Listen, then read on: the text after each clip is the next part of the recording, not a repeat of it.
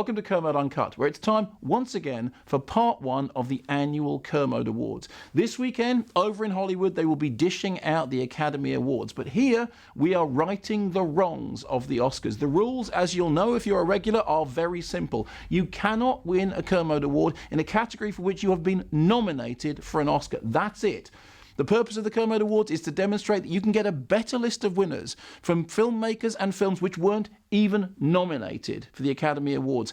Let's see how well it's shaken down this year.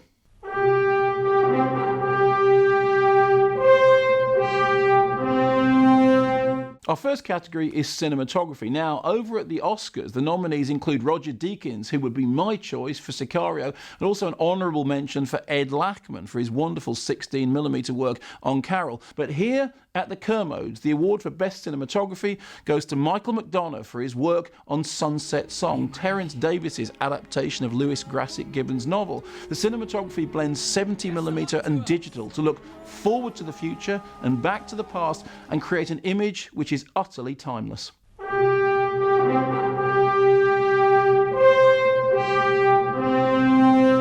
On now to documentary. Now, at the Academy Awards, the pack is led by films like Amy, Asif Kapadia's brilliant rock documentary, and Cartel Land, which I thought was an extraordinary piece of work. Here at the Kermodes, however, it's a joint award. Kermode Award for Best Documentary goes to Sean McAllister's Assyrian Love Story, which brilliantly blends the personal and the political. Man has learned much who has learned how to die. And The Ecstasy of Wilko Johnson, another shimmering work from previous Kermode Award winner Julian Temple.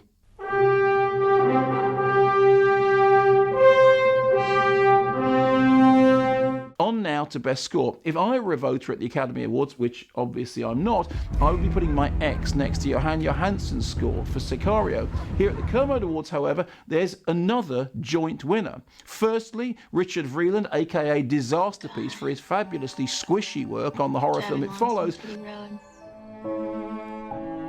And secondly, Stephen Rennicks for his understated work on Lenny Abrahamson's brilliant Room.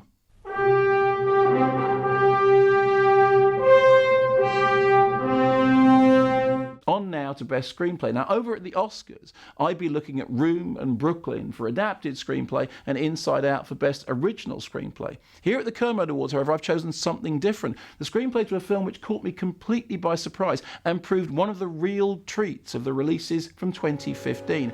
My Kermode Award for Best Screenplay goes to Debbie Tucker-Green for Second Coming. Do you still think you're giving birth to the Second Coming?